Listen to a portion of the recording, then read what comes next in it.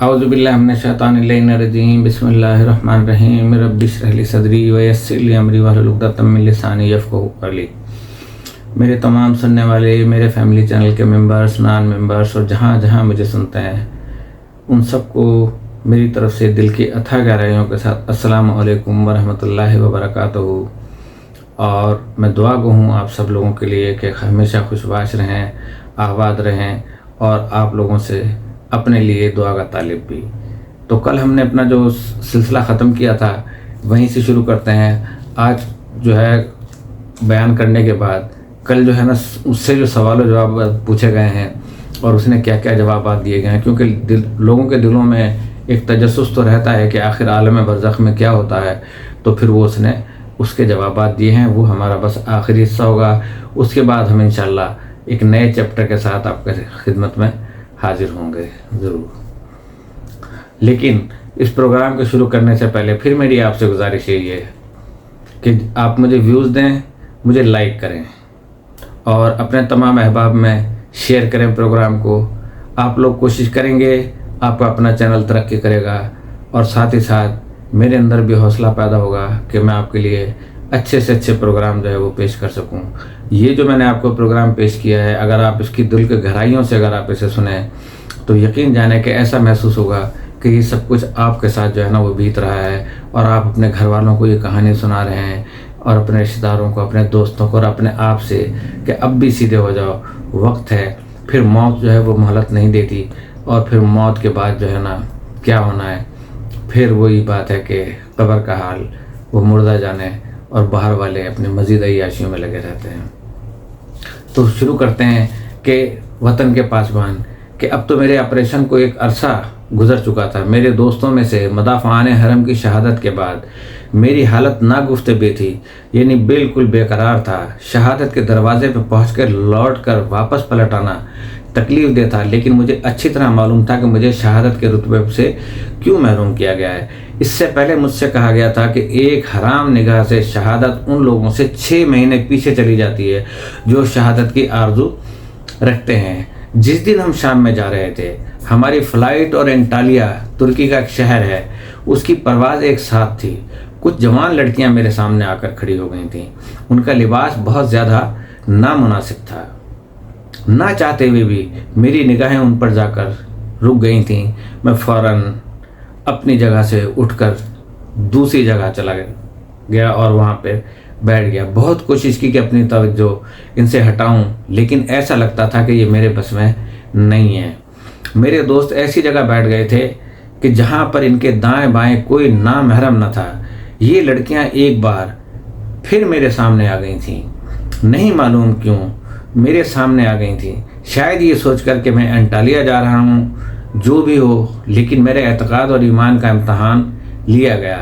ऐसे लगता था कि शैतान और उसके चेलों ने वार करके साबित कर दिया कि मैं अब शहादत के लिए तैयार नहीं हूँ। अगरचे इनकी दिलरुबाई के आगे सरे तस्लीम खम न हुआ और न कोई नाशाइस्ता हरकत भी अंजाम न दी, लेकिन बहरहाल इम्तहान में मैं फ़ेल हो गया था।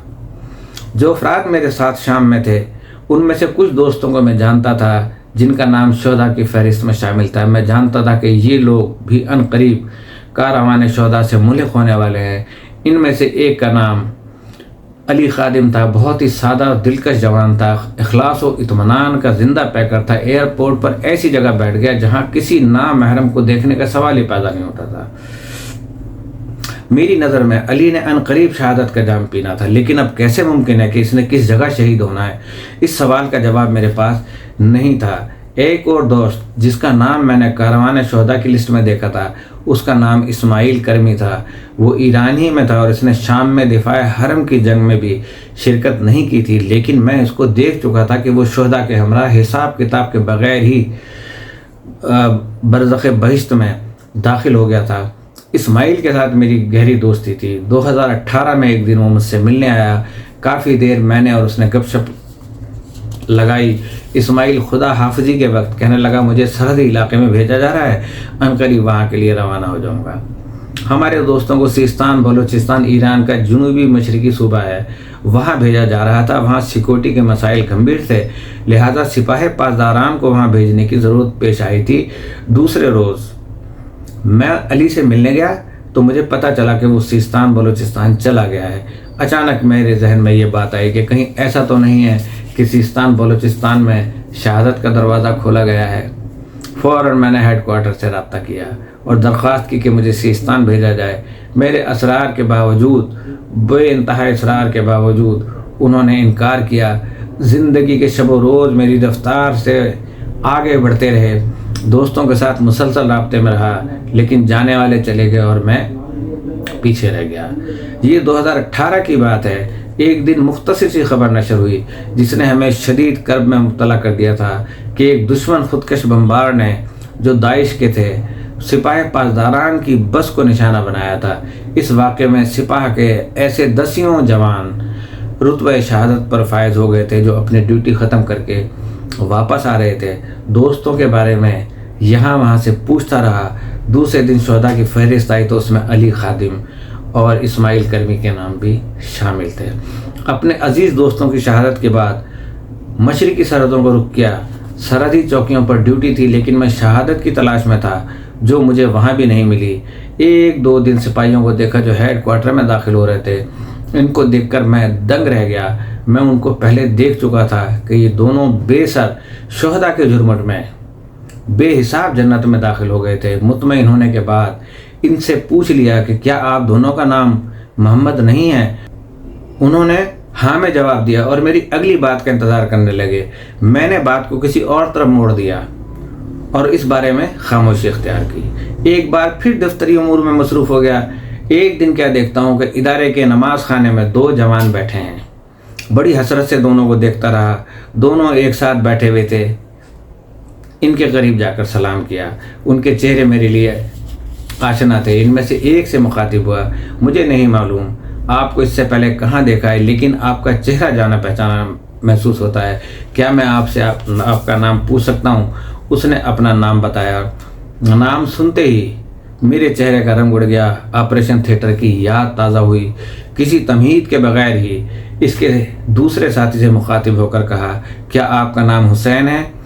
ऐसा ही है ना?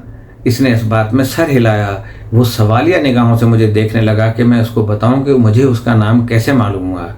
मेरी हालत गैर हो गई थी, लिहाजा मैं उठ गया और उनसे खुदा हाफिज़ी की और वहाँ से निकल गया। मुझे अच्छी तरह याद है कि मैंने दोनों सिपाहियों को आलम बरज़ख में देखा था। वो दोनों साथ साथ थे और इकट्ठे ही बग़ैर किसी हिसाब किताब के बरज़खी बहिश्त में दाखिल हो गए थे। इन दोनों ने इकट्ठे शहादत पाई और जिस वक्त वो दोनों कमांडर थे। जहन पर मज़ीद जोर दिया तो पता चला कि कुछ और अफराद को भी जानता हूँ। इदारे में 5 ऐसे अफराद को मैंने पहचान लिया था जो मुख्तलिफ शोबों में काम करते थे। इन सब की शहादत एक साथ लिखी थी। इदारे से बाहर भी कुछ अफराद को देखा, वो भी इसी राह के राही थे।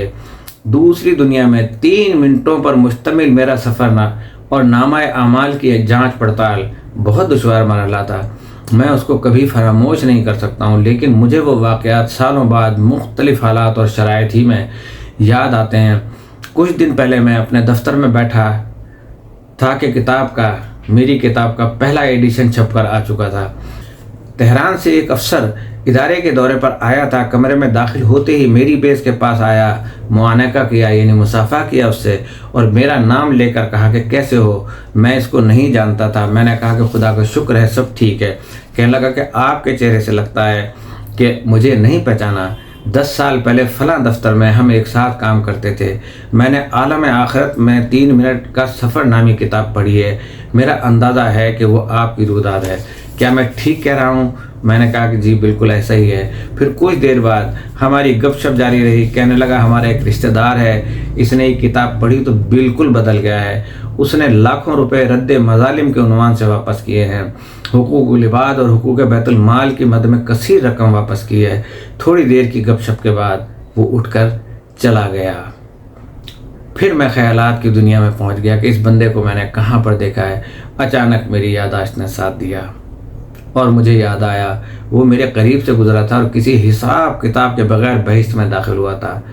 उसे भी शहादत का जाम पीना था। हर रोज़ उन दोस्तों को देखता था और हसरत से शहादत की राह को तकता रहता हूँ कि खुदाया कहीं ऐसा ना हो कि मैं मर जाऊँ और शहादत से महरूम रह जाऊँ। अब करीबुल मौत का एक नया तजर्बा कि इस किताब के छपने की देर थी कि लोगों ने इसको हाथों हाथ लिया। कितने लोगों की ज़िंदगी बदल गई थी। आम लोगों को नहीं मालूम कि इस किताब का रावी हूँ मैं, लिहाजा कोई साहब मिलते हैं तो इस किताब का एक नुस्खा बतौर हदिया मुझे भी पेश करते हैं। हर जगह इस किताब के हैरत अंगेज असरात के बारे में गुफ्तगू होती है। एक दिन मामूल के मुताबिक मैं सुबह के वक्त मोटरवे पर अपने दफ्तर जा रहा था। सड़क के किनारे एक बेहिजाब औरत गाड़ी के इंतज़ार कर रही थी। मैंने दूर से उसको देखा था। वह हाथ हिला हिला कर इशारे कर रही थी। मोटरवे पर आसपास कोई नहीं था, मौसम भी ख़राब था, लिहाजा मैंने उसके पास जाकर गाड़ी रोक ली। वो गाड़ी में बैठ गई। किसी तमहीद के बगैर ही सलाम के बाद कहने लगी, मुझे हॉस्पिटल जाना है, मैं एक डॉक्टर हूँ और आज सुबह मेरी गाड़ी स्टार्ट नहीं हुई। आप किस तरफ जा रहे हैं? मैंने कहा मेरा दफ्तर भी इसी हॉस्पिटल के पास है और मैं आपको पहुँचा दूँगा। गाड़ी की पिछली सीट पर किताब आलम आखिरत में 3 मिनट का सफ़र की कुछ कापियाँ पड़ी हुई थीं। इस औरत ने किताब उठाई और पढ़ना शुरू किया। अचानक कहने लगी, माफ़ी चाहती हूँ, क्या मैं इस किताब को पढ़ सकती हूँ? मैंने आपसे इजाज़त लेना भूल गई थी। मैंने कहा आप किताब रख सकती हैं लेकिन ज़रूर पढ़िएगा। इसने शुक्रिया अदा किया और थोड़ी देर में हम उस हॉस्पिटल के सामने खड़े थे। वो शुक्रिया अदा करती हुई गाड़ी से उतरकर अस्पताल की जानिब चल पड़ी। इस वाक़े को कई महीने गुजर गए और अब तो मैं भूल भी चुका था कि एक दिन छुट्टी के बाद मैं अपने दफ्तर से घर की जानिब रवाना हुआ। गाड़ी में बैठकर इदारे के बड़े गेट से बाहर निकल गया तो सामने एक बुर्का पोश खातून खड़ी थी। इसने हाथ से मुझे रुकने का इशारा किया। मैं रुक गया। अगरचे मैं इसको नहीं जानता था लेकिन इसके रवैये से महसूस हुआ कि वो मुझे अच्छी तरह जानती है। गाड़ी के पास आई तो मैंने शीशा नीचे किया। उसने सलाम किया और कहने लगी, लगता है कि आपने मुझे पहचाना नहीं। वो जवान औरत थी, लिहाजा मेरी नज़रें झुकी हुई थीं। मैंने माजरत ख्वाहाना अंदाज में कहा कि मैंने आपको नहीं पहचाना है। कहने लगी, मैं वही डॉक्टर हूँ जिसको कुछ महीने पहले आपने हॉस्पिटल तक लिफ्ट दी थी। मैं आपका थोड़ा सा वक्त लेना चाहती हूँ। मैंने अहवाल पुरसी की। अच्छा 1 मिनट रुक जाइए। मैंने गाड़ी एक तरफ खड़ी की और उसके पास आकर पूछा, बताइए आपको मुझसे क्या काम है? मेरी निगाहें ज़मीन में पेवस्त थीं और मैं इसकी बातें सुनने लगा। पहले मैं एक सवाल पूछना चाहती हूँ कि क्या आप आलम आखिरत में 3 मिनट का सफ़र नामी किताब के रावी हैं? वही किताब जो आपने उस दिन मुझे गिफ्ट की थी? क्या मेरा गुमान सही है? मैंने जवाब टालने की बहुत कोशिश की लेकिन वो इसरार करती रही। बिल आखिर मैंने कहा, जी हाँ, अब बताइए कि आपको मुझसे क्या काम था? कहने लगी, खुदा का शुक्र है मैंने आपको बहुत तलाश किया इस किताब की कहानी से और उस दिन चूँकि आपने मुझे यहीं उतारा था मैं समझ गई थी कि आप यहीं काम करते हैं। आपके दफ्तर में काम करने वालों से भी मैंने आपके बारे में पूछा। अब 1-2 घंटे से यहाँ पर मैं आपका इंतज़ार कर रही हूँ। मैंने पूछा मुझसे क्या काम है वो बताएं। कहने लगी, इस किताब ने मेरी ज़िंदगी में तूफ़ान बर्पा कर दिया है। पढ़ने के बाद क़यामत के बारे में सोचती रहती थी। एक दिन ये जवानी ख़त्म हो जाएगी और मैं बूढ़ी हो जाऊंगी और उसके बाद मैं मर जाऊंगी। आलम आखिरत में खुदा को क्या मुंह दिखाऊंगी? ये बात दुरुस्त है कि इस्लामी अहकाम की रियायत नहीं करती थी लेकिन मैंने एक मजहबी घराने में आँख खोली थी। मैंने किताब पढ़ी और 1 हफ्ते तक सोचती रही। फिर फैसला किया कि मैं तौबा करूंगी। मैं अपने गुनाहों के बारे में नहीं बता सकती हूँ लेकिन मैंने ये फ़ैसला कर लिया था कि अब मैं माजी की ज़िंदगी को नहीं दोहराऊंगी। जिस दिन मैंने ये फ़ैसला किया उसी दिन एक खौफनाक एक्सीडेंट हुआ और मैंने मौत से बनफ़्से नफीस मुलाकात की। मैंने अच्छी तरह मुशाहिदा किया कि रूह मेरे जिस्म से निकल गई है लेकिन आपकी तरह मैंने मलकुल मौत का खूबसूरत चेहरा नहीं देखा है। 2 फरिश्ते पकड़कर मुझे अजाब की जानिब लेकर चल पड़े। कोई भी मुझसे मेहरबानी के साथ पेश नहीं आ रहा था। मैंने आग को अपने सामने पाया। उन्होंने मुझे आग की 2 हथकड़ियाँ भी पहनाई जिनसे शोले उठ रहे थे। अचानक मैंने चीखना चिल्लाना शुरू किया। मैंने तो अब तौबा की है। मैंने खुदा से वादा किया था कि आइंदा गुनाह नहीं करूँगी। मेरे साथ जो 2 फरिश्ते थे इनमें से एक कहने लगा, ठीक है आपने तौबा की और खुदा तौबा कबूल करने वाला है। तुम्हारे गुनाह भी मिट चुके हैं लेकिन हुकूकुल इबाद का क्या होगा? मैंने कहा, मैं गुनाहगार सही लेकिन हमेशा कोशिश करती थी कि किसी का हक ज़ाया न करूं। دفتر میں اوور ٹائم کرتی تھی تاکہ کسی کی حق تلفی نہ ہو اور میرے سارے بیمار مجھ سے راضی ہوں۔ فرشتے نے جواب دیا، آپ کی بات کو ہم قبول کرتے ہیں، لیکن 1100 ایسے مرد ہیں جن کا حق تمہاری گردن پر ہے۔ میں حیران تھی اور ان کی بات سمجھنے سے قاصر تھی۔ میری حیرت دیکھ کر وہ کہنے لگا، خدا نے تمہیں اچھا قد کاٹ اور خوبصورتی عطا کی تھی، تو نے اپنی زندگی کا کیا کیا ہے؟ تم نامناسب اور تنگ کپڑے پہنتی تھیں، میک اپ کر کے بے حجاب گھر سے باہر نکلتی تھیں۔ تمہیں اس حالت میں دیکھنے سے کتنے افراد مشکلات کا شکار ہو گئے تھے۔ جن لوگوں نے تمہیں دیکھا تھا ان کی بیویاں تم جیسی خوبصورت نہیں تھیں، لہٰذا تمہاری وجہ سے ان کے درمیان لڑائی جھگڑے شروع ہوئے۔ تمہارے ساتھ ہاسپٹل میں کام کرنے والے کئی مرد تمہاری خوبصورتی کو دیکھ کر گناہ کے راستے پہ چل پڑے، اور بھی بہت کچھ۔ میں نے جواب دیا، اس میں میرا کیا قصور ہے؟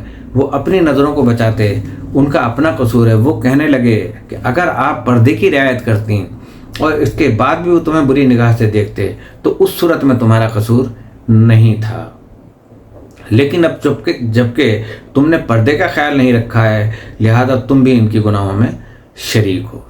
تمہاری بے حجابی ان مشکلات کا باعث بنی ہے اور تم نے لوگوں میں ایک پرسکون زندگی کا حق چھین لیا ان سے۔ تم نے حقوق العباد پر ڈاکہ ڈالا ہے۔ 1100 لوگوں کے حقوق کی رعایت نہ کرنے کے جرم میں تمہیں برزخ کا عذاب جھیلنا ہوگا۔ جب وہ لوگ آ جائیں تو ان سے بخشش طلب کرنا، انہوں نے معاف کر دیا تو تمہیں چھٹکارا مل جائے گا۔ یہ ڈاکٹر کہنے لگی، میرے پاس اپنے دفاع میں کہنے کے لیے کچھ بھی نہیں تھا، میں نے اپنے ہاتھ کھڑے کر دیے تھے اور وہ مجھے عذاب کی جانب لے کر چل پڑے۔ جہنم و آتش کے بارے میں جو کچھ سنا تھا سب اپنی آنکھوں سے دیکھ لیا کہ میں آگ کے کنارے کھڑی تھی، بے بسی سے آگ کو دیکھ رہی تھی۔ پھر اچانک مجھے آپ کی کتاب یاد آ گئی۔ میں نے حضرت زہرا سلام اللہ علیہا کو یاد کیا۔ میں زور زور سے خدا کو پکارتی رہی، خدایا میری ماں زہرا سلام اللہ علیہا کا واسطہ مجھے ایک فرصت دے دے تاکہ میں اپنے گناہوں کی تلافی کروں۔ میرے منہ سے یہ دعا نکلنے کی دیر تھی کہ گویا مجھے واپس میرے اپنے جسم کے اندر پھینک دیا گیا۔ میری زندگی کی سانسیں بحال ہونے لگیں اور مجھے فوراً ہاسپٹل پہنچا دیا گیا۔ کچھ مہینے گزرنے کے بعد میں جا کر ٹھیک ہو گئی ہوں۔ ان چند لمحوں کے عذاب کی ایک نشانی ابھی بھی میرے جسم پر موجود ہے۔ انہوں نے مجھے آگ کی ہتھکڑیاں پہنائی تھیں۔ اب میں جب ہوش میں آئی ہوں تو میری کلائیاں جل رہی تھیں اور اس کے نشان اب بھی میری کلائیوں پر موجود ہیں۔ جلنے سے جو آبلے پڑ گئے تھے وہ اب بھی ہیں۔ شاید خدا کی مرضی یہی ہے کہ وہ عذاب مجھے ہمیشہ یاد رہے۔ میں نے توبہ کی اور اپنے توبہ پر قائم ہوں۔ میں نے گناہ کی گزشتہ زندگی ترک کر دی اور نماز پڑھتی ہوں۔ میں نمازوں کی قضا بھی پڑھتی ہوں جو مجھ سے چھوٹ گئی تھیں۔